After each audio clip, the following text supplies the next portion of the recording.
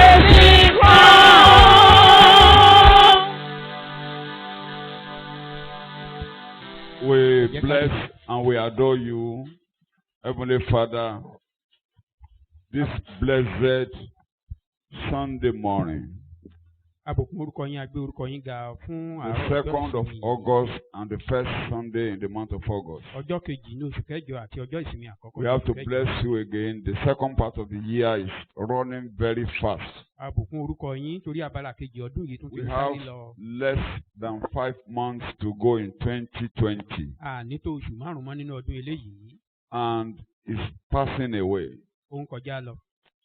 The songwriters say, Gẹ́gẹ́ bí "Life olórin is kan. just like a dream, Bí ọjọ́ wa alive. dàbí àlá, just like a dream." bí àlá. That when we wake up in the next morning, it's all forgotten.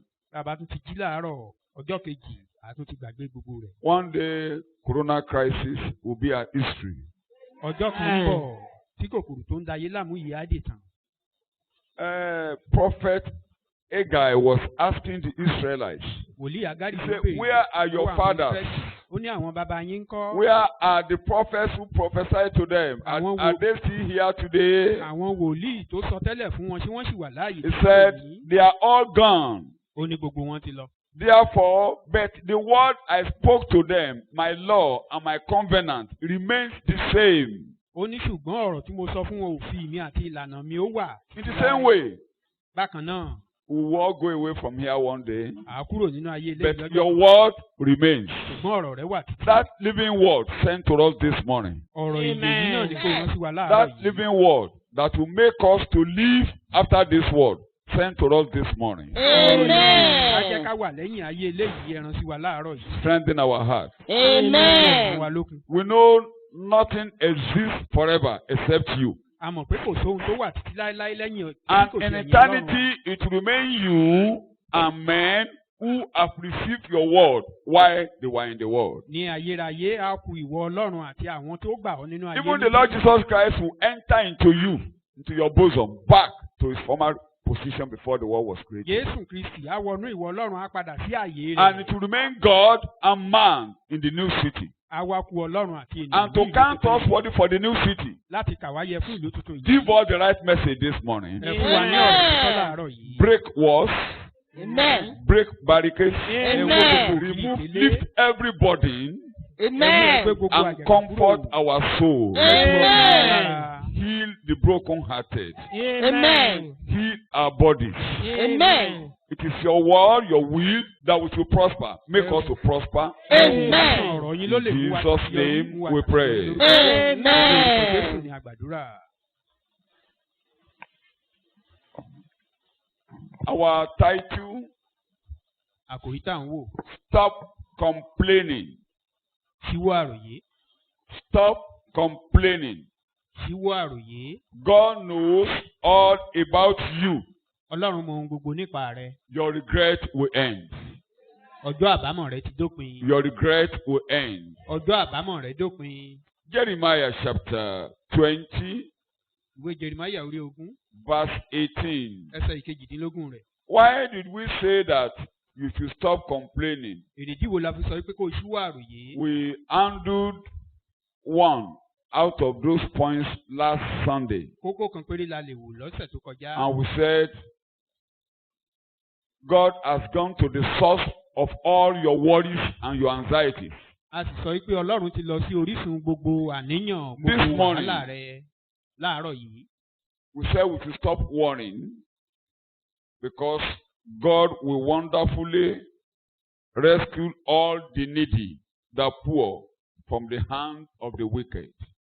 A ní kó o ṣíwọ́ ìkáyàsókè torí pé Ọlọ́run ó ti ṣetán láti gba àwọn aláìní, àwọn tó rẹ̀ lọ́wọ́ àwọn tó ń gbógun tì wọ́n. If you are in need, if you are weak, if you are in any condition Tó bá that rẹ̀ you are ọ́, just in tó need bá and jẹ́ you are poor in aláìní, the spirit, Nínú ẹ̀mí, the wonderful hand of God will deliver you from the wicked. ọwọ́ ìyanu Ọlọ́run á gbà ọ́ lọ́wọ́ aninilára. That's our subtitle this morning. Àkòrí tá a fẹ́ wò láàárọ̀ yìí nìyí. I repeat, Mo tún sọ. why are we confidently telling you to stop complaining? Èrèdí wo la fi ń sọ fún wa pẹ̀lú ìgboyà yìí pé ká ṣíwọ́ àròyé?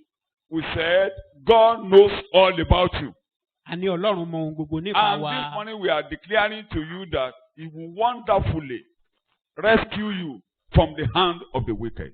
ohun tá a wá ń sọ láàárọ̀ yìí àkòrí tàárọ̀ yìí la wá ń sọ pé tìyanu ni bàbá gbà ọ́ lọ́wọ́ aninilára. Let's begin with Jeremiah chapter 20, verse 18. ìwé Jeremiah orí 20 ẹsẹ̀ ìkejì. Jeremiah chapter 20, verse 18. When did I come out of the womb to see labor and sorrow, that my days should be consumed in shame?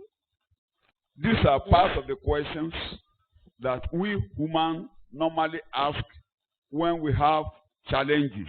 ara àwọn ìbéèrè tá a máa ń béèrè gẹ́gẹ́ bí ènìyàn nìyí nígbà tá a bá ní ìpèníjà. Why am I born into this world? èrèdí wo la fi bí mi sínú Why ayé am I gan-an? born into that kí family? ló dé tán fi bí mi sínú Some ẹbí of us yìí? who claim to be religious, àwa tá a pera wa lẹ́lẹ́sìn. sometimes we will be asking God, why does God allow this to happen to me? ìgbà mìíràn a máa béèrè pé èyí ṣe tọ́lọ́run fi gba eléyìí láàyè Out láti of ṣẹlẹ̀ all sí mi. people, why am I suffering this? kí ló dé tí mo fi ń jìyà irú We have eléyìí? forgotten that Jesus in Luke chapter 13, a ti gbàgbé pé Jésù nínú ìwé Lúùkù orí That- 13 the people who Pilate mixed their blood with his sacrifice àwọn tí a da ẹ̀jẹ̀ wọn pọ̀ mọ́ ẹbọ by Pilate, tí Pílátù da ẹ̀jẹ̀ wọn pọ̀ mọ́ ẹbọ they are not worse people than you. kì í ṣe pé àwọn wọ̀nyí burú jù wá lọ o. You are not qualifying not to have challenges. kì í ṣe pé bóyá a ti tó jù pé ká ní ìpèníjà. Believers were told that we have challenges. a ti ẹ̀ sọ fún àwa onígbàgbọ́ pé à ń ní ìpèníjà I nínú took ayé time to eléyìí. explain a little of that last week. mo ṣàlàyé eléyìí níwọ̀nba lọ́sẹ̀ tó kọjá. This world is full of troubles, ayé eléyìí kún fún wàhálà. and you will pass through these challenges. à á sì máa la ìpèníjà wọ̀nyí Believers kọjá. only have special grace of God to say true. àwọn onígbàgbọ́ kọ̀ ní oore ọ̀fẹ́ Ọlọ́run láti là á já ni. Believers have no war to fight because a warrior has gone ahead of us. àwọn onígbàgbọ́ ò ní ogun kan láti jà torí balógun wa ó ti ṣáájú wa lọ. Believers are only protected from the evils of the world. àwọn onígbàgbọ́ a ti dáàbò bò wọ́n kúrò lọ́wọ́ ibi ayé. They have Christ living in them. wọ́n ní Jésù tó ń gbé They nínú wọn. have the word of faith to sail through any difficulties. wọ́n ní ọ̀rọ̀ ìgbàgbọ́ They láti can lè la act- gbogbo ìpèníjà They kọjá. can act like God in the presence of impossibilities. wọ́n lè hùwà bí Ọlọ́run nínú ohun tó le kan náà tí ó dàbí ẹni tó kò God ṣeé ṣe. who makes the impossible possible. Ọlọ́run tó máa mú ohun tí ò ṣeé ṣe So ṣeé ṣe. believers will make impossible to be possible. àwọn onígbàgbọ́ náà máa mú ohun tó dàbí ẹni pé kò ṣeé ṣe And wọ́n mú to kó ṣeé make ṣe. impossible possible, impossibles will come upon your way.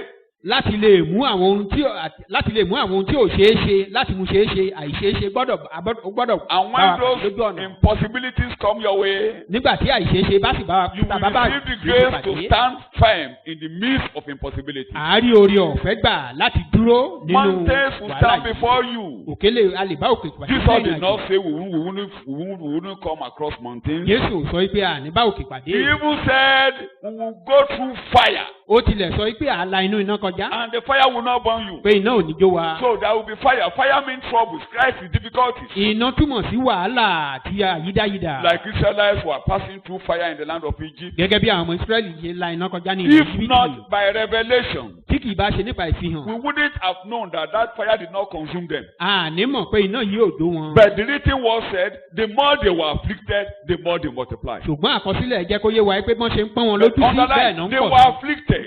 wọ́n ń pọ́n wọn lójú. So you could be afflicted, a lè máa pọ́n ìwọ náà but you lójú. will multiply. ṣùgbọ́n wàá máa gbilẹ̀ sí i. You could be troubled, o lè ní wàhálà. yet you will increase. síbẹ̀ wàá máa gbilẹ̀ sí i. Crisis will come across your way, wàhálà lè yet you will wà prosper. lójú ọ̀nà síbẹ̀ wàá Yes, ṣàṣeyọrí. you will prosper. wàá ṣàṣeyọrí. So the more they were afflicted, the more they grew and they multiplied. bá a ṣe ń pọ́n wọn lójú sí bẹ́ẹ̀ náà ń dàgbà sí tán sì ń gbilẹ̀ sí i. And when Moses was shown the fire was consuming the bush, and the people of Israel were regarded as the bush that was burning, passing through crisis. And yet the bush refused to be burnt. nígbà tá a fi ìran yìí wọn hàn Mósè tí pápá ń jó tìgbẹ́ òsì run ìgbẹ́ yìí ni ló dípò àwọn ọmọ Ísírẹ́lì síbẹ̀ Like my iná yìí ò children jó. sang, this fire that is burning will never consume you. gẹ́gẹ́ bí orin wa kan níbí pé iná tó ń jó yìí This kò ní jó ọ. fire burning in your house will never consume you. iná tó ń jó nínú ẹbí rẹ yìí It kò will ní burn, jó but it ọ. won't consume you. á jó ṣùgbọ́n kò ní jó ọ Let kò the ní pa fire ọ do lára. its work. jẹ́ kí iná ṣe èyí tó Let it do burú its jù work. jẹ́ kó ṣe èyí tó You burú will jù pass nípa through rẹ̀. river. Let it do its work. jẹ́ kó ṣe èyí tó burú jù ní ipa Let rẹ̀. rivers do its work. jẹ́ kí àwọn omi kan ṣe èyí tó burú jù ní ipa wọn. Let waves and storm do their work. Jẹ́ kí ìjì omi kó ṣe èyí tó burú jù ní ipa It will rẹ̀. never overcome you. Kò ní borí rẹ̀. Let waves and storm make their noise. Jẹ́ kí ìjì omi òkun kó máa pariwo. Let them make their noise. Jẹ́ kó máa pariwo. They will never prevail. Wọn ò ní borí rẹ̀. I say they will never prevail. Wọn ò ní borí rẹ̀. You know, Jesus was teaching the disciples a great lesson on the wave of the sea. Ẹ̀kọ́ ńlá ni Jésù ń kọ́ àwọn ọmọ ẹ̀yìn rẹ̀ That nípa I will ìjì be omi leaving you òkun. very soon. Pé màá fi yín sílẹ̀ I will be láìpẹ́ leaving you o. very soon. Màá fi yín sílẹ̀ But láìpẹ́. you will pass through waves and torrents. Ẹ la àwọn ìjì àti ohun tó burú And they kọjá. now enter the boat and they were going. Wọ́n wá ń lọ nínú ọkọ̀ ojú omi. They were going in the boat. Wọ́n ń lọ. That time he wasn't in the boat with them. Lákòókò náà kò sí níbẹ̀ pẹ̀lú wọn. And they were going. Wọ́n ń And lọ. that was a heavy wave. Ìjì wá dé. It was a heavy wave. Ìjì tó lágbára. Appears as if they will crumble. Ó dàbí ẹni pé wọn ò ní làájá. And they saw Jesus coming, Wọ́n wá rí Jésù tó ń bọ̀. walking on top of the waves. Ó ń rìn lórí omi. Say it out. Nínú- Jesus, you are on top of this wave. Sọ bẹ́ẹ̀ pé ìwọ Jésù ó Say wà it out. nínú You are ìjì on top of yìí. this wave. Ó wà nínú ìjì You are on top of yìí. this Ó problem. tilẹ̀ ti gorí You ó are wà on lórí top, ìjì you are on yìí. top, Ó you wà are on lókè, top, you ó are on wà top, lókè, you are on top, ó wà you are on lókè, top. ó wà lókè, You are on top. You ó are wà on top. lókè, ó wà lókè The wave is under you. You are on top. Abẹ́ ẹsẹ̀ rẹ ni ìjì wà. In Jesus' name, we confess. Ní orúkọ Jésù ni a You can jẹ́wọ́. now see. Peter now look at him. Pétérù wá rí. He said, Jesus said, "Don't be afraid. I am. Jésù ní má bẹ̀rù ní èmi ni. If you are, Tó bá jẹ́ ìwọ ni. let me be on top." Ẹ jẹ́ kémi náà wà lókè. Peter was representing the whole body of Christ. Pétérù ó Jesus dípò said, gbogbo "I ara am. Jésù. Come on top. Jésù Come ní on èmi ni top. Come máa on." bọ̀ lókè. That day, believers will be on top of any wave. Láti ọjọ́ náà ni gbogbo onígbàgbọ́ ti And ń you know, ló ń tún borí ìjì. Peter begin to go on top. Ká tó Go rohun on tó ń top. ṣẹlẹ̀, He òun was náà ti going bẹ̀rẹ̀ on sí top. rìn He lórí was going on omi. top. The first man on earth that moved on the top of Ẹni water. àkọ́kọ́ From nínú that ayé day, tó rìn if lórí you omi. believe that Jesus, you are alive. Tí ìwọ náà bá gbàgbọ́ pé Jésù wà láàyè, Is he alive? tí ó wà láàyè, Is he on top of this your tí crisis? ó wà lórí òkè Do you believe that he's on top of this crisis? tí ó gbàgbọ́ pé ó wà lórí òkè Rise on your feet and say, Dìde Jesus, lórí you ẹsẹ̀ are on rẹ. top. Pé Jésù ó wà And I lórí will be òkè. on top. Èmi náà ti You wà are on lókè. top. I'm Òkè ni already ìwọ on bàbá top. wà. Èmi náà ti wà You lókè. said I should come and I'm coming to you. O ní kí n wá You are èyí on mo top. ti You are wá on sọ́dọ̀ top. rẹ. You Ó are wà on lókè, top. òkè ló wà. You are on O top. ti borí, Jesus, olúborí ni you are on ọ́. top. Olúborí ni ọ́ Jésù.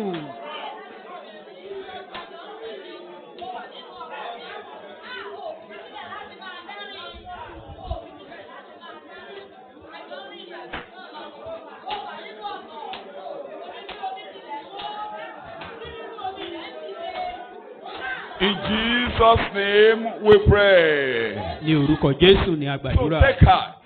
Don't Ẹ̀mọ́kàn. complain. He's Má already on top. ṣàròyé. He's already on top.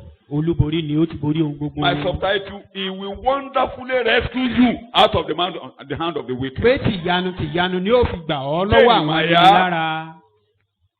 Chapter 20, verse 13. Ẹ kọrin sí Olúwa. Yeremiah orí ogún ẹsẹ̀ kẹtàlá. Ẹ kọrin sí Olúwa. Ẹ yìn Olúwa. Nítorí tí ó ti gba ọkàn tálákà kúrò lọ́wọ́ àwọn olùṣe búburú. Sing to the Lord. Praise the Lord. For he has delivered the life of the poor and needy. Look at it. It's in the past, oh, not he will. Kì í ṣe pé yóò ṣẹ̀ṣẹ̀ ṣe é, ó ti ṣe é sẹ́yìn. Praise the Lord. Say Ẹ it. ké hallelujah. Praise the Lord, everybody. Ẹ ké hallelujah. Those of you that are praising the Lord in your mind, you too will praise the Lord. Irú Amen. ẹ̀yin bẹ́ẹ̀ tẹ́ ń kojú In this ìpèníjà your báyìí wọ́n náà yin Olúwa challenge, you lógo. will praise the Lord. Wọ́n á yin Olúwa Amen. lógo. If you believe that it's a task that had already been done, Tó o bá gbàgbọ́ yí pé iṣẹ́ tá a ti yanjú ni. not that it will come down today and do it, Kì í he ṣe has pé already àṣẹ done kalẹ̀ it. lónìí àṣẹ wá ṣe ó ti ṣe You é. will always be on top. Pé wàá máa wà lókè títí. He has already done it, Ó ti ṣe é. that you will never be under the oppression of the wicked. Wípé àní sí lábẹ́ aninilára You will mọ́. always be on top. Pé òkè là máa wà. Has he done it? Ṣé ó ti ṣe é? Has he done it? ṣé ó ti ṣe é? Raise your hand and say, God, you have done it. ju ọwọ́ rẹ̀ sí bàbá pé And bàbá ó I'm ti ṣe praising é. you because it's already done. mo sì ń yìn ọ́ pé o ti It's already ṣe é. done. o ti ṣe é. It's finished work. iṣẹ́ tá a ti ṣe Said parí. it is finished. o ní ó parí. Said it is o ní finished. ó parí. So it's already finished. o ní ó parí. It's ó already sì ti parí. accomplished. ó ti parí. ó It's ti already yanjú rẹ̀. ó accomplished. ti yanjú rẹ̀. In Jesus' name, we worship. ní orúkọ Amen. Jésù ní àjọ Say sí. amen to that. Amen. Sing to the Lord. Yes. Praise the Lord. Yes. For he has delivered the life of the poor and needy from the hands of evildoers. Yes. All the hoodlums, they will never prevail against you in the name of Jesus. In Àwọn Isaiah chapter jàǹdùkú ní 25. lórúkọ Jésù ní In ìwé Isaiah chapter 25. ìwé àìsáyà orí karùnlélọ́gbọ̀n Verse 4. ẹsẹ̀ ìkẹrin rẹ̀. Isaiah 25. ìwé àìsáyà orí Verse 4. karùnlélọ́gbọ̀n. nítorí ìwọ ti jẹ́ alágbára. Eh? nítorí ìwọ ti jẹ́ agbára fún tálákà. Bẹ́ẹ̀ni. agbára fún aláìní nínú Bẹ́ẹ̀ni. iṣẹ́ rẹ̀. Bẹ́ẹ̀ni. Nínú Ààbò. ìṣẹ́. ààbò kúrò nínú ìjì. Bẹ́ẹ̀ni. òjìji kúrò nínú ooru. Bẹ́ẹ̀ni. nígbà tí èfúùfù líle àwọn tí ó ní ìbẹ̀rù dàbí ìjì Bẹ́ẹ̀ni. lára ògiri. Bẹ́ẹ̀ni. For you have been a stronghold for the poor. A stronghold. A stronghold. You are reading? For you have been a stronghold for the poor, Yes. a stronghold for the needy in Yes. distress, In his distress. Yes. a shelter A from the shelter. storm, A shelter. ibi A ààbò. shelter. ibi ààbò. Yes. from the storm, From the storm. a shade, A shelter from the storm, according to our ibi songwriter. ààbò A kúrò shield nínú from ìjì. the wave that is rushing. It will only heal the wall and bounce back. ìlú Back to ààbò. sender. ìlú Back ààbò to kúrò nínú sender. ìjì. Back to láti dá wọn sender. padà sọ́dọ̀ ẹni tó Back darí to wọn. sender. padà sọ́dọ̀ ẹni tó rán wọn. a shade from the heat. For the blast of the ruthless swans is like a rainstorm against a wall. It's only like a rainstorm. That is the blast that the enemy is moving. When it hit the wall, it's going back to the sender. bí ìjì omi ni tó bá ti kọlu ògiri á tún padà síbi tó ti wá. Ló jẹ́ fún wa lọ́sàn. Olùgbèjà wa ní òru. ọ̀sán kò lè darí àforíjì òjijì pọ́ńjì Jésù ni. Jésù ni àpáta ọwọ́ àlàrẹ̀ ọwọ́ àlàrẹ̀ ọwọ́ àlàrẹ̀ Jésù ni àpáta ọwọ́ àlàrẹ̀ àforíjì òjijì pọ́ńjì. Jesus, you are my stronghold. Jésù ìwọ ni ìlú ààbò mi. And all the waves and the heat and the blast will hit the wall and be back to sender. gbogbo ìwọ òun Back àti to gbogbo sender. ìjì. Back to sender. Back to sender. In the name of Jesus. Back to sender.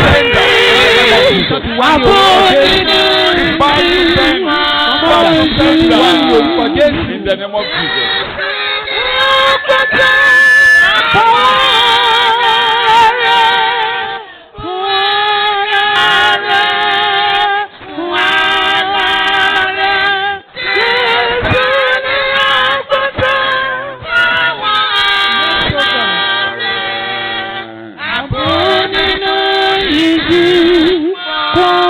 Amen. In Psalm 35, Onídáfídì I orí said you will karùndínlógójì. praise God. Mo ní wàá yin Olúwa. I said you will give him the glory. Mo ní wàá fi Psalm èyí 9 and 10. Ẹsẹ̀ Psalm ìkẹta. ọkàn mi yóò sì 35. máa yọ̀ ní ti Olúwa. Bẹ́ẹ̀ni. yóò sì máa yọ̀ nínú ìgbàlà rẹ̀. Ìdíwò wà á máa yọ̀ ní ayọ̀ ní tirẹ̀. Amen. You will praise God. Amen. Rejoice. Amen. Your heart will rejoice. Amen. Verse 10. gbogbo egungun mi ni yóò wí pé Olúwa ta ni ó dàbí ìwọ tí ń gba tálákà lọ́wọ́ àwọn tí ó lágbára jù ú lọ àní tálákà àti aláìní lọ́wọ́ ẹni tí ń ṣe ìkógun. Then I shall be joyful in the Lord. You will be joyful in the name of Jesus. Amen. I shall rejoice in his deliverance. All your pain, your bones, everything. You are Gbogbo reading. 10, egungun 10. rẹ. You are All reading. my bones shall say, Yes. Lord, who is like you? Who is like you? You who deliver the poor You and the know that afflicted. I cannot help myself. As many as cannot help yourself, that's why I'm talking to you. gẹ́gẹ́ bí ọ̀pọ̀lọpọ̀ ṣe lè ran ara You wọn have lọ́wọ́ no bó ṣe ń defender, you sọ̀rọ̀ have láàárọ̀ nobody. yìí. O God lẹ́nikẹ́ni. will prove to you that He can help you out. Ọlọ́run á fìdí rẹ̀ múlẹ̀ And we wípé òun lè praise ràn ọ́ him. lọ́wọ́ wàá sì Amen. ní. And you'll be able to say, Àwa lè sọ wípé "Fly ló dàbí ìrọ̀lẹ́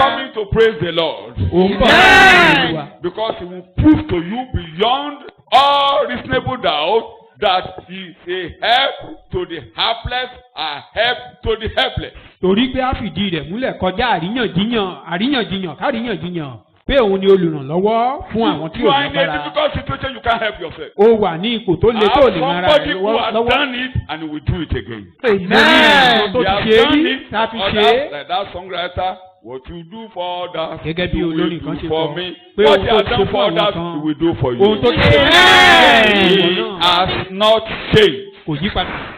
He can't change because of you. Kò lè wá He tìtorí tìrẹ can't yí come padà. to your own case and change his Kò lè wá character. dórí ọ̀rọ̀ tìrẹ kó wá He yí can't ìwà padà. because of you now change the way he's doing things. Kò lè dórí ọ̀rọ̀ tìrẹ kó wá yí bó ṣe ń ṣe All in padà. all, it's almighty, it's almighty, it's El Àní Shaddai. onípájù lọ ni Everything, it's everything. òun ni ohun gbogbo He nínú can't ohun change gbogbo. because of you. Kò lè wá tìtorí tìrẹ You yí can padà. change, God does not change. Ìwọ lè yí padà ṣùgbọ́n Ọlọ́run He ò yí won't do padà. it because of you, he will do it because of his covenant. His covenant. Kì í He ṣe will pé do a it ṣe because of tìtorí Jesus tìrẹ who ṣùgbọ́n a died ṣe tìtorí and paid the májẹ̀mú price. rẹ̀ nítorí Jésù Kristi tó kú.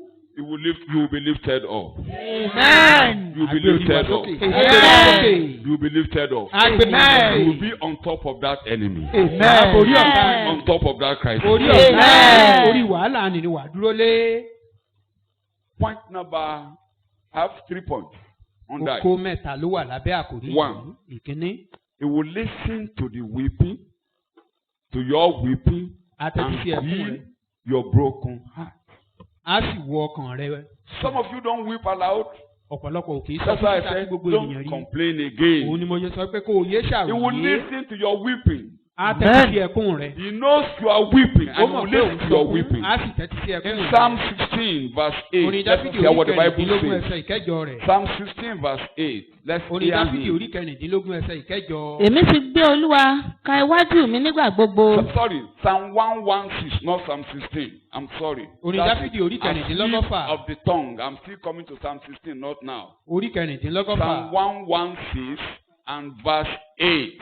That's Ẹsẹ̀ it. Nítorí tí ìwọ gba ọkàn mi lọ́wọ́ ikú, Bẹ́ẹ̀ni. ojú mi lọ́wọ́ omijé, àti ẹsẹ̀ mi lọ́wọ́ ìṣubú. For you have delivered my life from death, my eyes from tears. It was a prophetic message concerning the Lord Jesus Christ. Àsọtẹ́lẹ̀ nípa Three Jésù Kristi things. ní Three ohun things. mẹ́ta. Wage war against him. Ohun mẹ́ta ló gbógun tì í. One, Ìkíní, death. ikú, Falling. ìṣubú. Falling away completely. Ó ṣubú pátápátá. For him to fall. Fún un láti ṣubú. The enemy determined that he will fall. Àwọn and ọ̀tá be gbógun ordinary tì man í and never tí ó rise gbọ́dọ̀ again. ṣubú.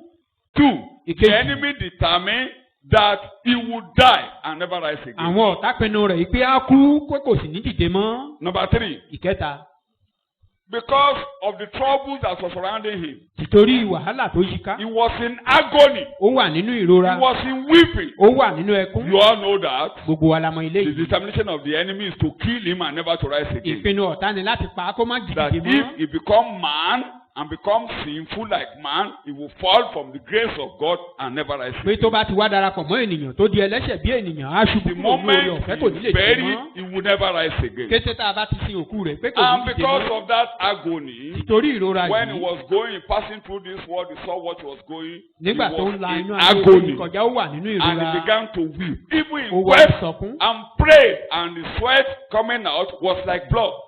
Ó sọkún, ó ń gbàdúrà, ìró àágùn tó jáde lára rẹ̀ dàbí ìró He ẹ̀jẹ̀. was representing us. ó dípò wa. whom the enemy thought we are falling and we shall not rise. Bí tí ọ̀tá ti rò pé a ti ṣubú pé a ní dìde mọ́. The enemy thought death is our portion. Ọ̀tá rò pé ikú ni ìpín wa. And Jesus now represented us.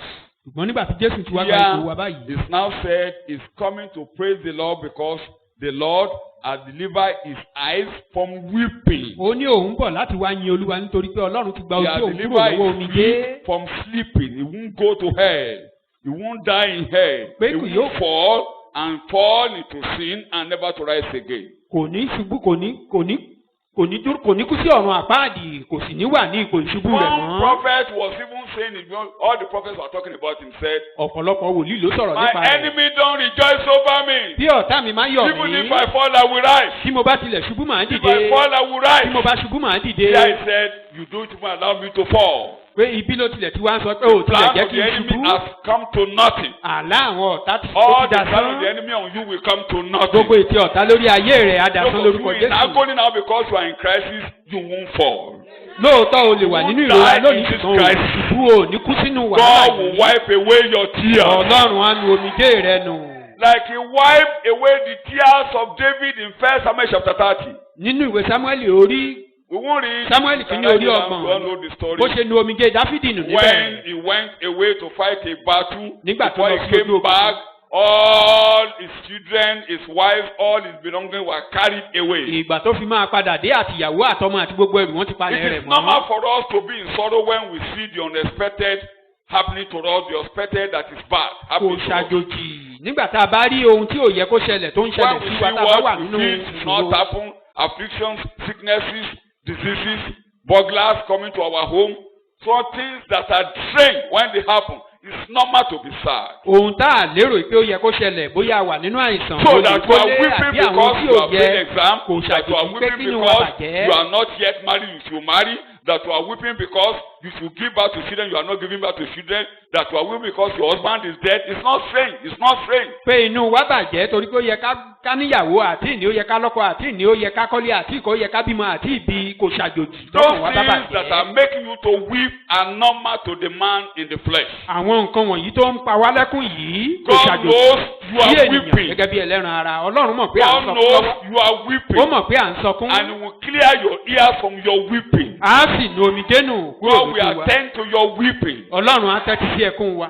You see the man of war, David, he bursted into tears. Ọkùnrin ogun yìí Dáfídì ó bú sẹ́kún. You all know, he wept until he was tired. Ó sọkún títí tó fi rẹ̀ ẹ́. And all the people behind him, they began to weep. Gbogbo àwọn tọ́jọ́ wà papọ̀ náà bẹ̀rẹ̀ sí ní sọkún. Underline this today. Oh. Ṣùgbọ́n ẹ kíyèsí eléyìí. Weeping can never solve your problem. Ẹkún ò lè yanjú ìṣòro wa. Weeping will only weaken you. Àkọ̀sọ̀ wa dà láàárẹ̀ Weeping kalẹ̀ has yìí. no solution to your problem. Kò ní àbọ̀nà After àbáyọ sí weeping ìṣòro. and weeping and there was no more strength in him, Nígbà tó sọkún tí ò sí agbára nínú rẹ̀ came mọ́, back to himself. ó wá padà sí ọpọlọ rẹ̀. Like my little granddaughter yesterday. Bí ọmọ mi She was about to ọmọ weep. mi obìnrin. And just something happened and she began to weep. We begged until after she wept, she came to herself. Ó wá ń sọkún abẹ́ẹ̀bẹ́ẹ̀bẹ́ kò gbọ́ àfìgbà tó sọkún tó rẹ̀ ẹ́. She left everything. I gave it to her.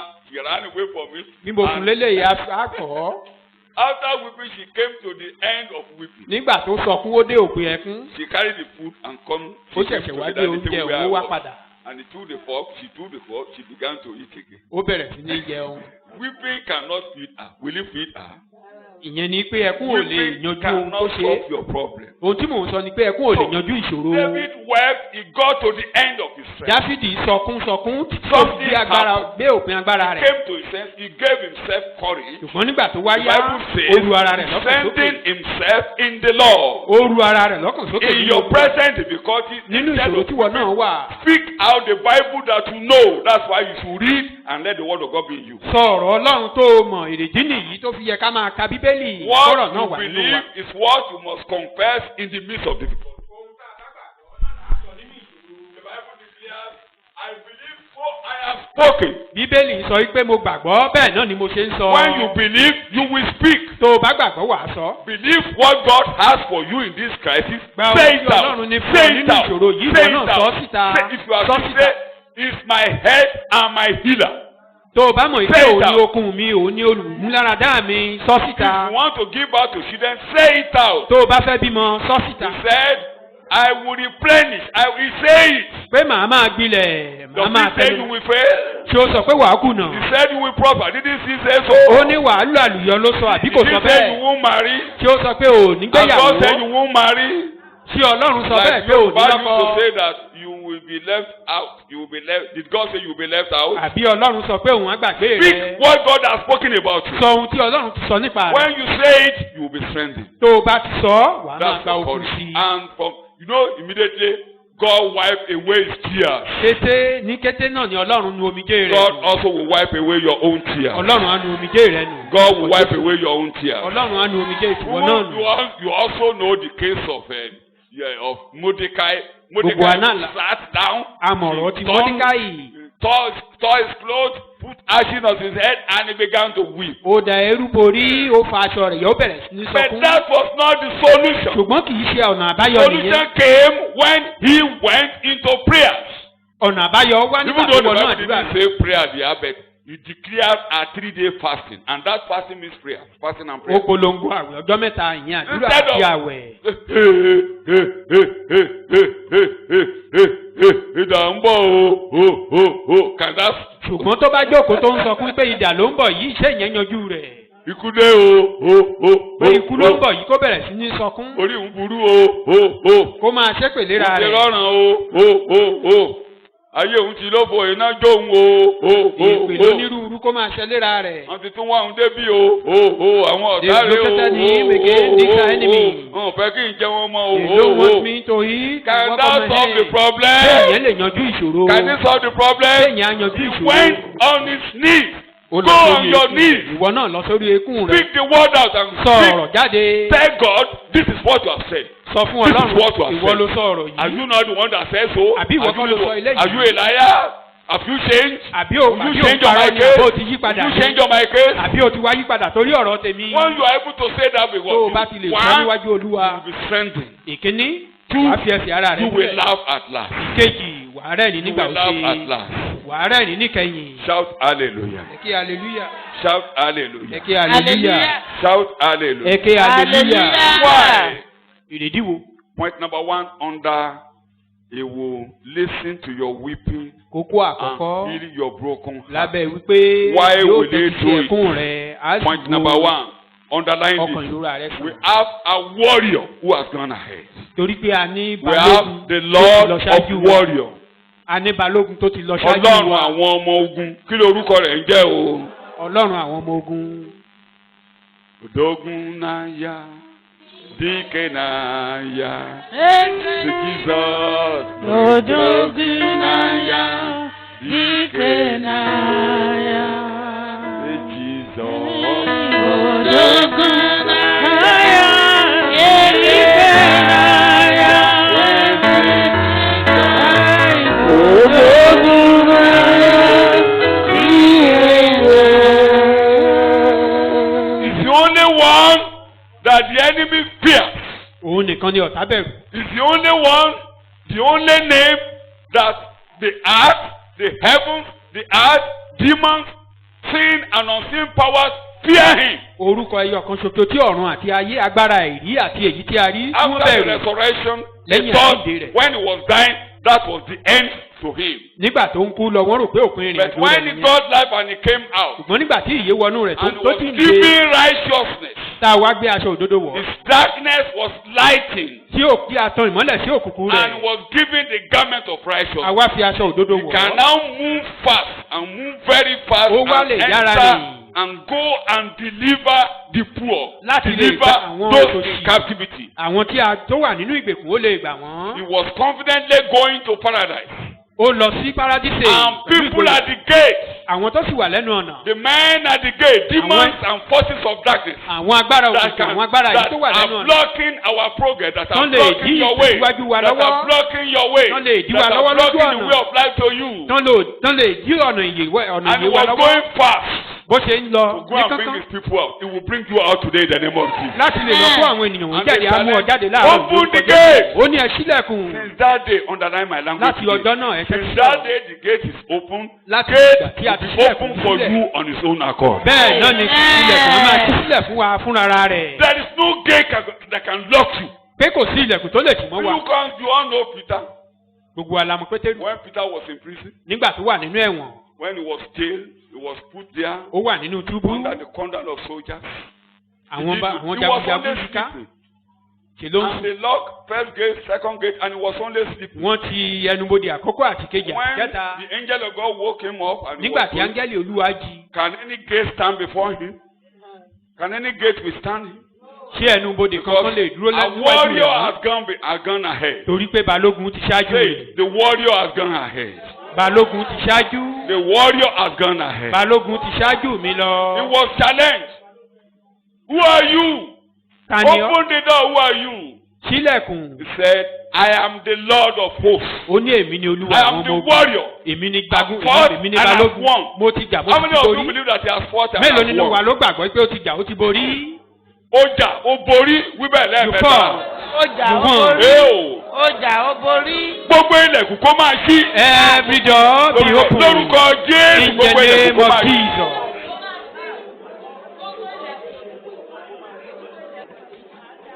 Ó ti jà ó borí o, ó jà ó borí o, ó jà ó borí o. You overcame. Gbogbo ilẹ̀kùn. Let all doors open on his own Kí gbogbo accord. ilẹ̀kùn kan máa ṣí Let sílẹ̀ all fúnra ara doors open wọn. on his own Kan máa accord. ṣí fúnra ara wọn ní orúkọ Jésù.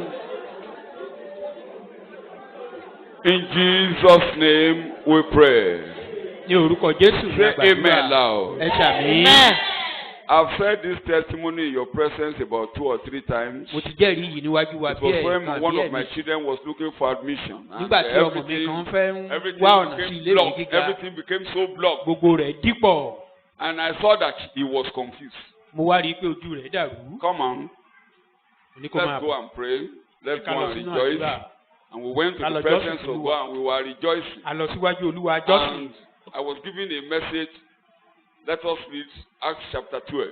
Àwa ń ka ìwé ìṣe àpòstélì orí kejì. And they said, tell the boy, all of you be saying, let the door be open on his own accord. Mo ní kó ní kálukú máa jẹ́wọ́ rẹ̀ pé kílẹ̀ kó And máa we ṣí began fúnra to rẹ̀. say it. A sì ń jẹ́wọ́ Don't rẹ̀. pray any prayer again, no. A Say, let this door be open on his own accord. pé kó ṣáà máa jẹ́wọ́ rẹ̀ pé kílẹ̀kùn kó máa ṣí fúnra And rẹ̀. that was all. Ó parí. You all know, I've said it sometimes ago. Mo sọ And when he wrote the exam, nígbà tó lọ he ṣèdánwò. had 3 A's in A level. Ó ní àṣeyọrí tó tayọ. And to the glory of God, the door, I didn't know anybody. I told them. They Mi said, ò mọ "It's not ẹnikẹ́ni, this." mo I ṣàlàyé said, fáwọn "I náà won't go pé mi ò anywhere. mọ ẹnikẹ́ni. I won't go anywhere. Mi ò sì níbì kan lọ. God will go ahead. Ọlọ́run á lọ And before ṣáájú. you know it, his name was on top. Ká tó mọ ohun tó ń ṣẹlẹ̀, I orúkọ said, rẹ̀ "No, wà I lókè. didn't go anywhere. I Mi won't ò go lọ anywhere. síbikíbi. I won't beg anybody. Mi ò ní láti bẹ The ẹnikẹ́ni. door will open on its own accord for you. Ilẹ̀kùn á ṣí sílẹ̀ fúnra rẹ̀ fún Whatever wa ní you are orúkọ passing Jésù. through, Ohunkóhun tó bá let ń là the door kọjá. be open on its own accord. Kílẹ̀kùn kó máa ṣí fúnra rẹ̀ ní orúkọ Somebody has Jésù. gone ahead. Torí pé ẹnìkan ti lọ ṣáájú. Somebody has gone ahead. Ẹnìkan ti lọ ṣáájú. Amen. Àmín. Amen. Àmín. Amen. Àmín. Point number 2. Kókó We kejì. have is always present, ever present. Pé ó ń wà pẹ̀lú wa. Is ready to help now. Ó ṣetán láti ràn wá lọ́wọ́ lọ́wọ́. Orin Dáfídì orí Let's read it. kẹrìndínláàádọ́ta. Present help. in Ìrànlọ́wọ́ trouble. nísinsìnyí. God is ready and strength, mighty and impenetrable in temptation. Ọlọ́run ni ààbò wa Bẹ́ẹ̀ni. àti agbára Bẹ́ẹ̀ni. lọ́wọ́lọ́wọ́ ìrànlọ́wọ́ ní ìgbà ìpọ́njú. A very present help in trouble. nígbà Ojú àárẹ̀ ọ̀gá òyìnbó làwọn kò fún ó bàbá. There's always a picture when I read that psalm. Ìgbàkúgbà tí mo bá ka ibi The yìí, song, kankan the máa ń wave, bọ̀ sí mi. the volcanic eruption, the noise Let them make gbogbo noise. ariwo gbogbo ìjì Whatever they are doing, ohunkóhun yòówù kan máa the ṣe Lord is in the midst of it. ọlọ́run wà láàrin rẹ̀. There's a river that makes the people of God to be happy. omi odò kan wà tó So mú this kí àwọn time, ènìyàn the ọlọ́run Lord tó is in the dùn. midst of this battle. ọlọ́run sì wà Say, láàrin ogun the Lord, you are in the midst of this pé battle. olúwa ó wà láàrin ogun You are yìí. present to help. ó wà You are present to lọ́wọ́lọ́wọ́ rescue. You are present to deliver me. ó wà lọ́wọ́lọ́wọ́ láti gbà mí. Ever present, ever present. ó wà Ever síbẹ̀ present. ó wà Always ní gbogbo present ìgbà. to help. Ó wà. Always present to rescue. ó wà Always lọ́wọ́lọ́wọ́ láti present ràn mí to lọ́wọ́. deliver. ó wà lọ́wọ́lọ́wọ́ láti gbà mí. nípa ọwọ́ bíbí rẹ̀ odò ńlá kan wà sísọ yìí tí yóò múnú ìlú ọlọ́run dùn ibi mímọ́ àdánwò ní ti ọ̀gá ògo olúwa bẹ́ẹ̀ lé àárín rẹ̀ yes o God a kì yóò sí mi nídìí olúwa yóò ràn mí lọ́wọ́ ní kùtùkùtù òwúrọ̀. In Jesus' name we pray. You Amen. read verse 11 of that chapter before I go to my point number B. God is a refuge and strength, mighty and impenetrable in temptation. Impenetrable.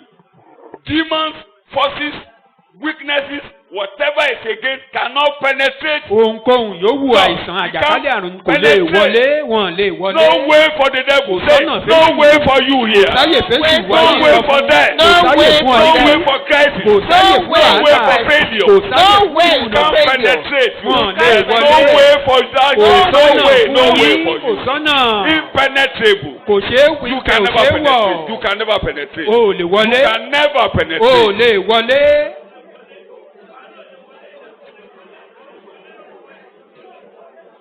In Jesus' name we pray. ní orúkọ Jésù. A very present and well-proved help in trouble.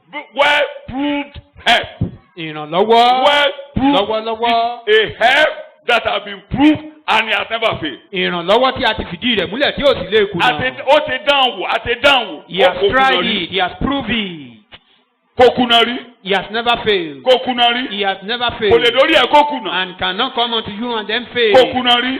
He has Gbogbo never ibi tó bá failed. lọ kì í kùnà. Anywhere he went to or Òun go, làwọn yẹn he kọ, can ó never ní, fail. He cannot fail. Pé kò lè kùnà. The only thing he cannot do, he can't tell a lie. Ẹyọ nǹkan tí ò lè You ṣe can't ni pé kò lè fail. parọ́, kò lè Say, you kùnà. can't fail. Ìwọ náà sọ bẹ́ẹ̀ Say, pé ò lè you kùnà. can't O ò lè fail. kùnà. You can't O ò fail. lè kùnà. Point number B. Your suffering is over. Ìyà rẹ̀ Understand my parí. language. I didn't say it will be over. Mi sọ Your pé yóò parí o. suffering is over. Mo ní ó ti parí. Your suffering is over. Ìyà rẹ̀ parí. Your suffering is over. Ìyà rẹ̀ parí. Say it out. My Jẹ́wọ́ suffering rẹ̀. is over. Ìyà mi parí. My suffering is over. Ìyà mi parí. My suffering is over. Ìyà mi parí. You will know the reason very soon. Say Wàá amen mọ èrèdí everybody. o.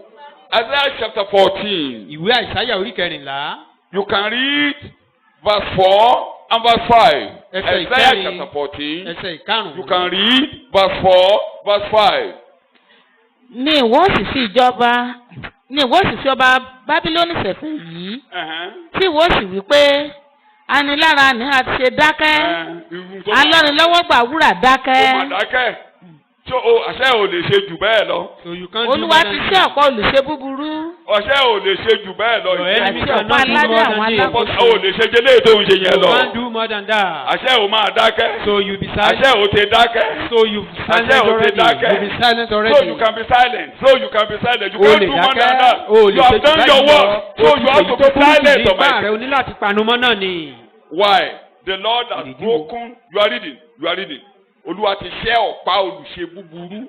olúwa ti ṣe ọ̀pọ̀ olùṣe búburú Ó ti ṣẹ́. Take it in English. àti ọ̀pá aládé àwọn alákòóso. Bẹ́ẹ̀ni. You shall take up this country parable against the king of Babylon and say, how the oppressor has stilled, the restless insolence, the golden and exacting city has seized. The Lord has broken the staff of the wicked. The staff of the wicked have been broken. Say it Lord, now. sure, The Paul, staff of of the the wicked wicked has has been broken. Àti iṣẹ́ ọ̀pá olùṣe The búburú. You are staff reading. of the You are wicked reading. has been broken. Yes. The scepter of the tyrant rulers. The errant ruler. The terror ruler. Ó ní ṣàkóso ayé tèmi mọ́. Torí àti ṣẹ́ ọ̀pá rẹ̀.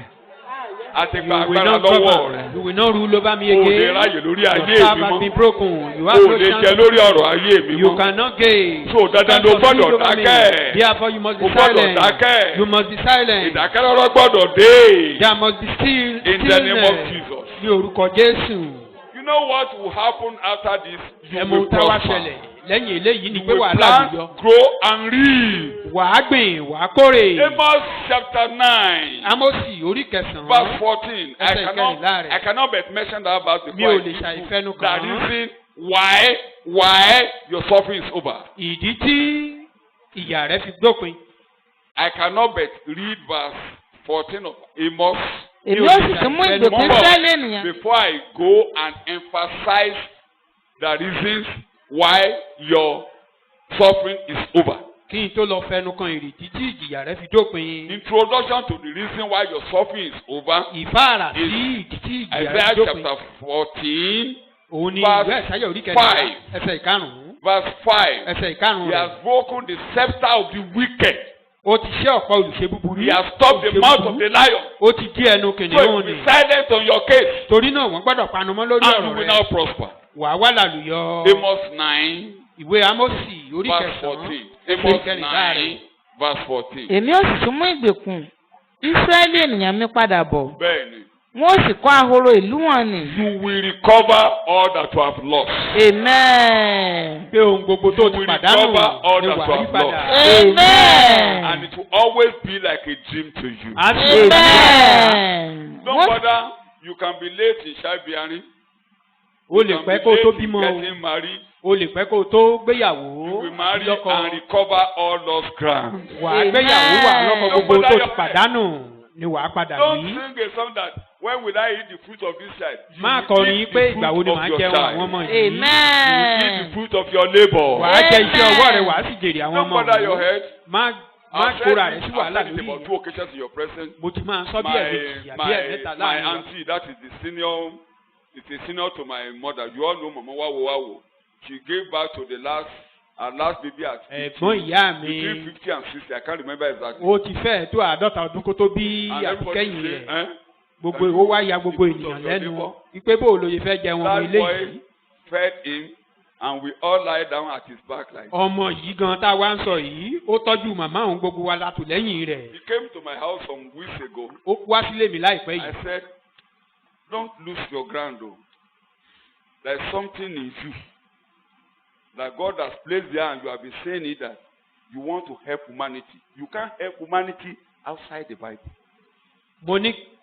Mo ní nǹkan kan tí Ọlọ́run ti gbìn sí ọlọ́kàn yìí pé o fẹ́ ran ènìyàn lọ́wọ́. Mo ní o kò sí bó ṣe lè ran ènìyàn lọ́wọ́ níkẹyìn Bíbélì. Only do you know when we went to bury Mama? Every house in Osi attended the burial. Ìgbà tá a lọ sìnkú màmá tá à ń sọ yìí gbogbo ènìyàn ló wá síbí. Kò sí ilé kan ló sì tẹ̀rù òtí wá. Every house in that town came And to people that came from so burial. many places. Money, do you know they came there not because of we that are your senior. They all came there because of you. Mo ní ǹjẹ́ o mọ̀ yìí pé kì í ṣe tìtorí ti àwa tá a jẹ́ ẹ̀gbọ́n fún ọ náà ṣe wá ṣùgbọ́n tìtorí ti ìwọ yìí gan-an náà ṣe wá. We all lie down at your back. Gbogbo wa la tò lẹ́yìn rẹ̀.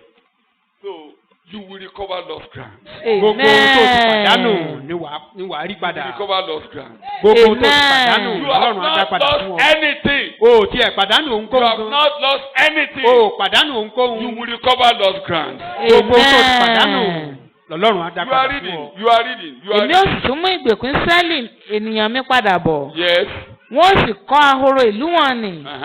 Wọ́n ó sì máa gbé inú wọn. Ibi tí mo lọ ò tí ì dé bẹ́ẹ̀. Wọ́n ó sì gbé ọgbà àjàrà. Ibi tí mo lọ lòdì yẹn. Wọ́n ó sì mú ọtí wáìnì wọn. Yàtọ̀ sí pé ó kọ́lé ṣùgbọ́n ẹ má Apart from gbàgbé the fact that you build ẹlòmíì house, yóò gbé àgbàdá ní àwàdà People may be ní thinking it's a Wọ́n child pè é. play or a joke. n ó kórè I will sow and I will ọ̀rọ̀ reap. ìlérí màá It's a covenant. má jẹ mú Oh, I know. rẹ̀. Orí mi yóò Covenant ṣẹ. upon me. Ìyẹn ti tẹ́lẹ̀ ní ọ̀run.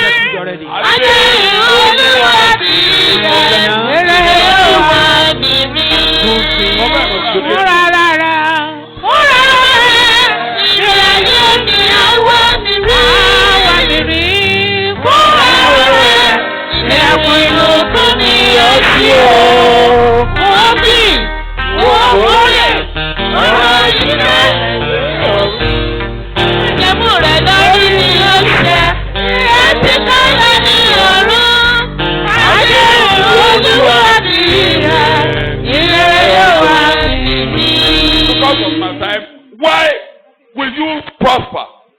you plant and reap, èrè you will always reap the fruit of your labor. wàá sì jèrè iṣẹ́ rẹ. All that you lost, you will recover. gbogbo ohun tó ti pàdánù lọ́lọ́run á dá padà fún The ọ. oppressor's staff had been broken. torí pé ó ti ṣẹ́ ọ̀pá olùṣe búburú. Point number one that I will only mention is that kókó kan tí he mo kàn fẹnu kàn has bẹ́ẹ̀. led captivity captive. torí pé ó ti kó àwọn ìgbèkùn ní ìgbèkùn.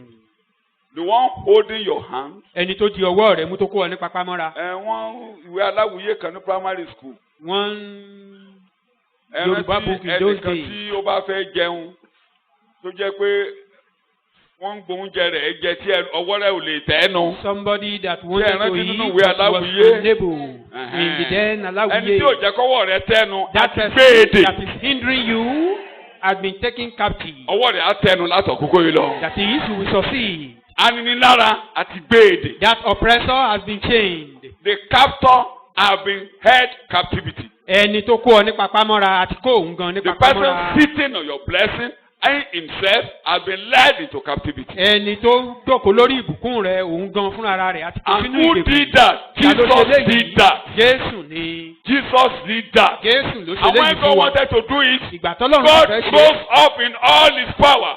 Ọlọ́run Isaiah dìde chapter pẹ̀lú gbogbo agbára 68. rẹ̀. Isaiah, sorry, Psalm 68, not Isaiah. Orin Psalm Dáfídì 68, I'm sorry. orí It's a slip of tongue kejìdínláàádọ́rin. because those prophets were my favorite prophets who talk very much about Christ. Psalm 68, verses 1 and 2. Orin Verses Dáfídì 1 orí and 2. kejìdínlá. Verses 1 and 2. kí ọlọ́run kí ó dìde Yes. kí a sì tú àwọn ọ̀tá rẹ̀ ká Bẹ́ẹ̀ni. kí àwọn tí ó kórìíra rẹ̀ pẹ̀lú Wọ́n ṣe pé ó ti kí dìde wọn kí ó nípa sá lọ kúrò níwájú ìgbé rẹ̀. Olúwa kó o sì tú àwọn ọ̀tá rẹ̀ ká. Àwọn tó kórìíra rẹ̀ sálọ kúrò níwájú rẹ̀. Ní ẹbí tí ń fẹ́ lọ, bẹ́ẹ̀ ni kí ẹ fẹ́ wọn lọ. Ìgbà tí yóò níwájú iná, lẹ́yìn tí wọ́n sì ní. Ìwọ lọ ní wọ́n. tó ṣẹ́gun fún wa nígbà Gbogbo bí kì í tí kì í rẹ̀. God is already beginning to arise and his enemies to scatter. The enemy is scattered. àti tú àwọn ọ̀tá ká.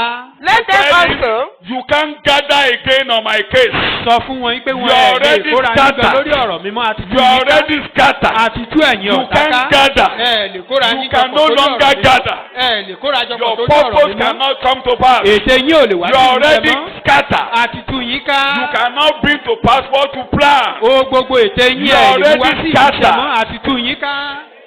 In Jesus' name we pray. ní orúkọ Jésù ní Ephesians àgbàdo. chapter 4. Éfésù orí He kẹrin. said, He that has gone down has risen up. pé ẹni tó ti sọ̀kalẹ̀ òun náà ló ti gòkè lọ. Captivity captive. lẹ́yìn tó After ti kó àwọn scattering ìgbèkùn them. ní ìgbèkùn lẹ́yìn tó ti tú So wọn ká. the forces are already scattered. gbogbo àwọn ọ̀tá wọ̀nyí la ti tú ká. And they can never meet and succeed on my case wọn ò lè again. kóra jọpọ̀ kan tún ṣàṣeyọrí lórí ọ̀rọ̀ They mímọ́. cannot do it again. wọn ò lè ṣe bẹ́ẹ̀ mọ́. Let them gather. They ẹ will jẹ́ come kó to kóra naught. jọpọ̀. They will come to naught. wọn ò They lè will mú always ète come wọn to ṣẹ naught. wọn ò They will lè mú always ète come wọn to ṣẹ naught. ète wọn ò Because lè ṣẹ Jesus mọ́. has risen up. torí Jésù ti jíǹde. Today is giving gifts to us. lónìí ó wá ń fi ẹ̀bùn fún wa. Good gifts to his children. tó ń fún àwọn ọmọ So rẹ̀. you will not lack. o ò ní ṣe aláìní. You will not lack. o ò ní ṣe Amen. aláìní. You will not lack. o ò ní ṣe aláìní. The oppressor is gone and gone forever on your case in Jesus' Amen. name. lára mú àfitìpalẹ̀ Point rẹ̀ mọ́ number lórí 3. ọ̀rọ̀ rẹ̀ Let me quickly láéláé. end the lecture. God's mighty hand will come on your way. And when you call, God will answer you. ọwọ́ Ọlọ́run tó lágbára yóò bá ọ pàdé tó o bá sì ti ké pè é á dá ọ lóhùn. All you need today is to call upon God. gbogbo ohun tó o nílò lónìí ni kó o ké pè é. Tell God where you are. sọ ibi tó Tell wà God fún. what is causing your trouble. jẹ́ kó mọ ohun jẹ́ Tell kó mọ God orísun what ìṣòro is rẹ. making you to weep. jẹ́ kó mọ ohun tó ń pa ọ́ lẹ́kún. God's mighty hand will come to your aid today. ọwọ́ agbára rẹ̀ á dìde Because fún he has ìrànlọ́wọ́ already rẹ̀. finished the case for you. torí ó ti yanjú ọ̀rọ̀ In rẹ̀. Psalm 69. orin Let me Dáfídì read orí it. Psalm kọkàndínláàádọ́rin. 69. Let me quickly round up. Psalm 69. Orin Psalm Dáfídì 69. orí Verse kọkàndínláàádọ́rin. 2 alone. ẹsẹ̀ ìkejì. Psalm 69. Verse 2 èmi rí alone. èmi rí nínú ìrà jíjìn Uh-huh. níbi tí ibùdúró kò sí Uh-huh. èmi dé inú omi jíjìn wọn nì Uh-huh. níbi tí ìsàn omi sàn bò mí lórí. Your case cannot be worse than that. ọ̀rọ̀ tìrẹ ò tí ì lè burú ju eléyìí lọ. Jesus was already deep in the miracle, Jésù ti wà in nínú hell. erùpẹ̀ rẹ̀ nínú ọ̀run àpáàdì. Are you in a place that is difficult for you to come out? Ṣé ìwọ náà wà ní ibì kan tó le fún ọ láti jáde Say bí? it out. I am already sinking. I'm Sọ fún already bàbá pé sinking. mò ń rì lọ́wọ́ bàbá. Verse 14. I'm already sinking. That's Pé what mo yọ mí kúrò nínú ẹ̀rẹ̀. you have to bring me out. O ní Take láti it in fà mí the yọ. verse má 14. ṣe jẹ́ kí èmi kí ó rì. Don't allow me to be sunk down. Gbígbà ní kí a gbà mí lọ́wọ́ àwọn tí ó Just kórìíra mi. deliver me and he will deliver you Àti today. nínú omi jíjì wọ́n ni. Gbà ọ́ láàárọ̀ yìí. Verse Rescue me out of the mess, Rescue me out of the mess. and let me not sink. Let me not sink. Let me be delivered from those who hate me, Close your eyes. and from out of the deep waters. You that delivered Jesus Ìwọ on tó your gba feet. Jésù You Kristi. that brought him out Ìwọ tó fà á yọ. just because of my case. Ìtorí ọ̀rọ̀ mi. I hold your hand this morning. Mo di ọwọ́ rẹ mú láàárọ̀ Bring yìí. me out Fà mí yọ on your feet, everybody. lórí ẹsẹ̀ wa. You brought Jesus out of the mess. O fà Jésù yọ kúrò nínú You brought erùpẹ̀ him rẹ̀. out of the mess. O fà á yọ kúrò nínú erùpẹ̀ I'm rẹ̀. holding your hand today. Mo di ọwọ́ rẹ mú You láàárọ̀ did yìí. it for my case. Bring me out Ṣé èmi totally. náà kó o fà mí yọ Bring me pátápátá? out totally. Fà mí yọ pátápátá. Open your mouth now. Talk to him what is embarrassing you. La ẹnu rẹ kó o sọ ohun What tó is ń yọ ọ́ making lẹ́nu you to yẹn fún. complain? Talk to God. Bọ́lọ́run sọ̀rọ̀. This is my complaint. This is my problem. Ohun tí This mò is ń bá my yí challenge. nìyí, ìpèníjà mi But you are my nìyí. sufficiency. You can Ṣùgbọ́n bring ìwọ me ni out. títò mi, o You lè fà can mí bring me yọ, out. o lè fà mí And you have to yọ. bring me out. O ní láti fà mí yọ. You can bring me O out lè and you fà have mí to bring me yọ. O ní out. láti fà mí yọ. You are able. You are able. O You tó, are able. o You tó, are able. o You tó are láti able. fà You mí are yọ. O able. tó láti fà mí yọ. You are able. O tó láti fà You mí are yọ. able. O tó láti fà mí yọ. In Jesus' name we pray. Ní orúkọ Jésù ni mo gbàdúrà. Sit down. You know why I said he will deliver you? Ẹ mọ̀ ní tí mo fi sọ pé àgbà wá. It's a ready proof case. Ọ̀rọ̀ tó ti yanjú ni. Your case is not strange to him. Ọ̀rọ̀ rẹ ò ṣàjòjì sí. He has done it in Christ Jesus. Ó ti ṣe nínú Jésù In Kristi. Psalm 18, Nínú orin Dáfídì orí let me read kejìlélógún. from verse 13, Láti ẹsẹ̀ ìkẹtàlá rẹ̀. verse 13 to verse 16. Ẹsẹ̀ ìkẹtàlá sí In Psalm 18, let me just read about ìkẹrìndínlógún. two. I must read that. Yes. Psalm 18. Olúwa sán àrá pẹ̀lú ilé ọ̀run. N tó fi ń jà nìyẹn. Ọ̀gá ògo sì fọ́ ohùn rẹ̀. His weapon. Yìnyín àti ẹyin iná. Lóòótọ́, ó rán ọfà rẹ̀ jáde. Ó sì tú wọn ká. Ṣé irú tó o gbọ́dọ̀ farabalẹ̀ gbọ́? What you must listen to. Farabalẹ̀ gbẹ́kọ̀ọ́. Listen to sermon. Tí ọ̀rọ̀ Ọlọ́run bá jáde, Once the word of God, àrá ló máa jẹ́ Come fún out. ọ̀tá. it will be as a thunder Mo to ló the máa jẹ́ enemy. fún ọ̀tá. Èèò. It will be a thunder to enemy. Èyí yìí ni àyànfẹ́ ọmọ mi. This is my beloved Inú son. mi nù sí gidigidi. Wọ́n ní ó ń sán àrá. Who they said, To the enemy It was is thunder. thunder. sí àwọn ọ̀tá àrá ni. Kí ni mo pè é? So farabalẹ̀ tọ́rọ̀ bá ti jáde. Ó Once rán the ọ̀rọ̀ word rẹ̀. Ó mú wọn came out. ní. He sent his Ẹ̀kọ́ word ni and kó o healed them. gbọ́ o. Listen to the sermon. Òfin or tọ́lọ́run doctrine. máa ń lò ju ẹ̀kọ́ o. There is nothing God Tó will bá use ti more than jáde that. àrá sán lu ọ̀tá. Once the word came out, Mọ̀nàmọ́ná or come out, jáde. the lightning, Lọ́ọ̀ká the jókòó thunder jíṣẹ́ will nìyẹn. follow. Go Ó and ní lead mo those. máa rán wọn níṣẹ́. He said, I Wọ́n á sent padà wá them. jíṣẹ́. And they will return to me Ó ní to bó ló deliver wà? the message. He said, where are you? Mọ̀nàmọ́ná níṣẹ́ tó wá jíṣẹ́ fún mi. Where are you? Dìde tó bá Where tó were kò you sọ. when I sent thunder and Gbogbo delivered tó the dìde message? lórí ọ̀rọ̀ rẹ̀ yóò dasán lórúkọ All those Jésù. things that are rising on your case, Bẹ́ẹ̀kọ́, àwọn ọ̀rọ̀ tá will ń be sọ destroyed. jáde ni kò gbé lọ́wọ́. listen to Sọ the jáde. word and profess them. Ó sán àrà. Bí Ọlọ́run ṣe Send jáde the thunder. kí ló mú tó mú Jésù jáde ní Sàkúláńkà yẹn? Ọ̀rọ̀ tó jáde ló gbára jáde. The word that came out Ṣé mọ̀nàmọ́ná jáde? came out with the thunder and the Lójijì lightning. gbogbo ohun tó dìde sí ọ yóò túká lórúkọ Suddenly, Jésù. all those things that are against you will be scattered. in the Kó name lè of yé Jesus. eyín pé ọ̀rọ̀ ni. For a better understanding that is Tó a dé word. ẹsẹ̀ kẹfà Psalm 16. Mo ti kúrò ní Psalm 18. Psalm 16 verse 6. Tó dé ẹsẹ̀ kẹfà Psalm 16. Ó ní Okùn títa bọ́ sọ́dọ̀ mi ní ibi dáradára. Ṣé Ọlọ́run gbókun tẹ́lẹ̀ ìwà látọ̀run ni? Did God bring a Ọ̀rọ̀ ló call from jáde. heaven? It was the word. That's No, my sir. rema. Ọ̀rọ̀ Ní rẹ̀ ògo dé. rere. Wọ́n ní His word came. ẹni tí a dè ní tí a fi pàdé That was títí saved. ọ̀rọ̀ rẹ̀ fi dé. Till Àkọọ́lẹ̀ yóò ṣe what mọ̀dá came. lórúkọ Jésù. Prophecy pass Amen. over you in the name of Jesus. Okùn títà bọ́ sí ọ̀dọ̀ mi níbi dáradára. A twisted cord fell into me in a good place. Ọ̀rọ̀ tiẹ̀ ló dé yẹn. Gbàmú o. A good inheritance. Mo ti tún sọ̀wọ́n bá díẹ̀ láàárọ̀ yìí o. I've Mo rò said pé kí ẹ just ti as jáde you sí this ọ o. morning. I okùn believe tẹ́tà tiẹ̀ nìyẹn. you've received a Dìmú o. little. That is Dìmú your báyìí kó own máa gbé twisted lọlé. cord. Dìmú kó máa Hold gbé it lọlé. and take it home. Gbogbo òkè yẹn yóò di pẹ̀tẹ́lẹ̀ All níwájú those ọ̀rọ̀. mountains will become That's your plain. rema. That's your rema. Èmi ò gbọ́ kíkì rẹ̀. Èmi ò gbọ́ kíkì rẹ̀. Ìwọ lọ́wọ́ ìlà mi dúró, ó fún ìlẹ̀kùn rere. Ó kún sí àmọ́ ọ̀rọ̀ mi ní ti dáradára. Ènìyàn tó ní kí rẹ̀. Torí náà, wàá fi jó. Wọ́n á yí bàbá ètò Ọlọ́run jẹ́. Ìwọ òní lọ́wọ́ gbé sókè nígbà gbẹ̀rù rere. Ọ̀rọ̀ ojúkú ní Jésù náà. Èmi ní orí, ó di mi nílé Olúwa.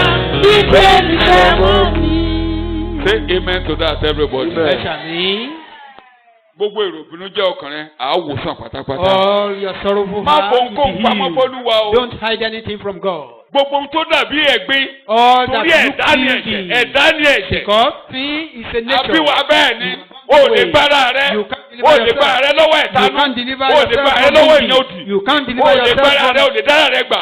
You O cannot lè dára rẹ̀ deliver gbà lọ́wọ́ yourself. àgbèrè. You can't O deliver lè yourself from dájé. fornication. You can't O lè deliver gbára rẹ̀ yourself. lọ́wọ́ sìgá. You can't deliver O yourself lè from gbára rẹ̀ lọ́wọ́ smoking. ògógóró.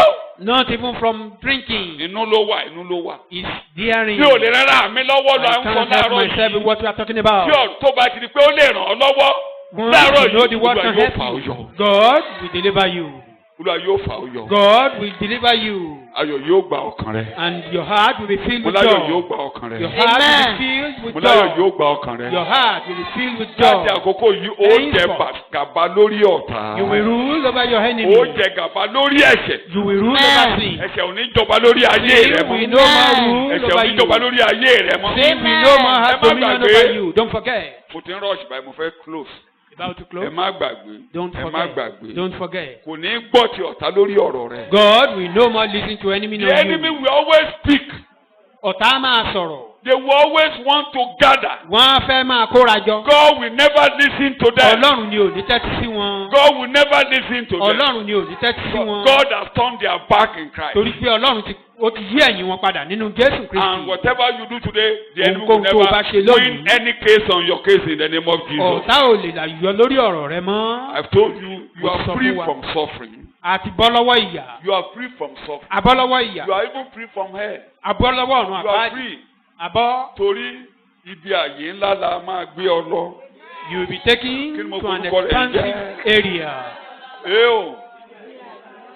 Mo ló máa gbé ọ lọ. An expansive Mo area. ló máa gbé ọ lọ. Bó ṣe ń jáde lọ́rùn àpáàdì báyìí, As he agbèlọ was síbi coming àyè out of ńlá. hell, he Ìgbà was tó taken máa to tú a àwọn broad ìgbèkùn area. kalẹ̀, ó By kó the wọn lọ time síbi he àyè lose ńlá. those people, he took them Kódà, there.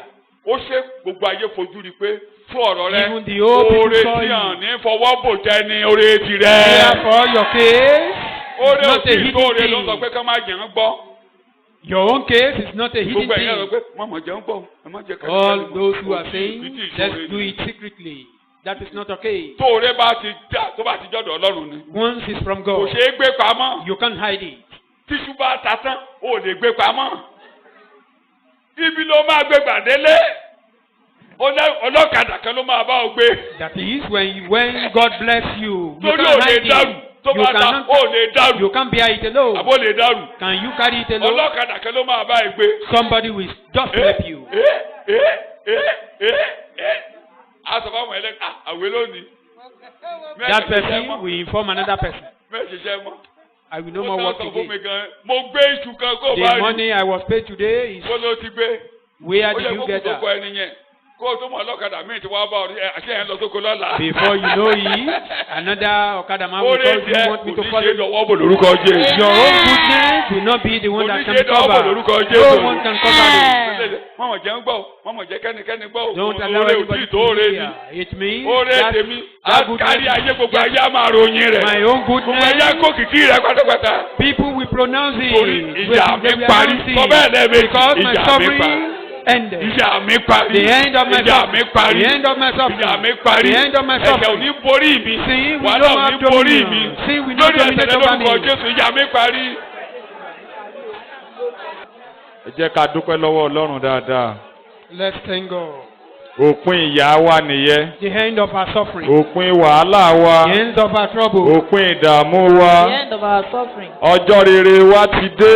Good day has come. Ẹ jẹ́ ká bẹ̀rẹ̀ sí ní yọ̀ nínú Let us Olúwa. rejoice in the Pé Lord. ọjọ́ rere wa ti That dé. our good day has come. Ọjọ́ rere wa ti dé. Good day has come. Òórùn ayọ̀ wa ti mọ́. He said that our incense are, Ẹ jẹ́ ká dúpẹ́ our incense lọ́wọ́ of joy Ọlọ́run. has come. Let us thank God. Jésù Kristi Olúwa wa. Bàbá mi máa mà dúpẹ́ Our lọ́wọ́ Lord, we yín. thank you. Ẹ̀yin náà ló tó ṣe. You are sufficient Ẹ̀yin for tẹ́ ẹ us. tó gbà wá náà lẹ tó You gbà are wá. sufficient to save Kò wá us. sẹ́ni tó lè bí ọ́ léèrè pé báwo ló Nobody ṣe can ṣe. ask you. That Kò how sẹ́ni did tó you lè do bí it? ọ́ léèrè. Nobody can Ìwọ ló ask jẹ́ you. ká bí ọ́ ò sí. You are a Adúpẹ́ royal lọ́wọ́ yín majesty. torí pé ẹ pinnu We nínú thank you ọkàn because yín you láti gbà determine in wá. your heart to Ẹ deliver dẹ̀ us. gbà wá. And you Kò deliver dẹ̀ sóhun us. tó lè dá yín And dúró. nobody can hinder Lórúkọ you. Jésù Kristi Olúwa gba Father, ọpẹ́ wa o. accept our thanks. Gbogbo àwọn ìdíwọ́ lẹ ti mú kúrò All lójú our ọ̀nà. difficulty you have taken Nípa them away ikú from orí our ibi way. àgbélébùú. Your Nípa sorrowful ẹ̀jẹ̀ death tẹ́ ẹ on ta the sílẹ̀ cross. lẹ mú ìdíwọ́ Through the kúrò blood lójú that ọ̀nà. is shed on the Gbogbo cross tí ò of ní jẹ́ ká lọ Calvary. ẹ mú kúrò Anything lójú that ọ̀nà. can debar us Ẹ or lànà hinder fún wa. us. Pé ẹ lànà àbáyọ fún wa. Make a way for A us. dúpẹ́ lọ́wọ́ We yín thank Ọlọ́run. you. Lórúkọ Jésù Olúwa gba ọpẹ́ Father, wa Lord, o. accept our thanks. Ní orúkọ Jésù Olúwa gba ìyìn Father, wa o. Lord, accept our praise. Bàbá mímọ́, Father, a kàn fẹ́ kẹ́ ràn wá lọ́wọ́ we ni. just want you to A come ti to gbọ́ our ẹ̀kọ́ aid. yìí. We have had A this fẹ́ máa sermon. gbé ìgbé ayé We ẹ̀. want to Ká máa live jẹ́wọ́ a ẹ̀. lifestyle. Kí ọwọ́ of wa the kó sermon. máa We tó, want ká to máa commend jẹ́wọ́ ẹ̀, it. ká máa gbà á. We want to receive it and be Lórúkọ Jésù commending it. Olúwa ràn wá lọ́wọ́ Father, o. Lord, come and help us. Ògo ni forúkọ yín Glory be Ọlọ́run. to God, Jésù Jesus Kristi Christ, Olúwa wa. our Lord. Amen. Ẹ ké hallelujah.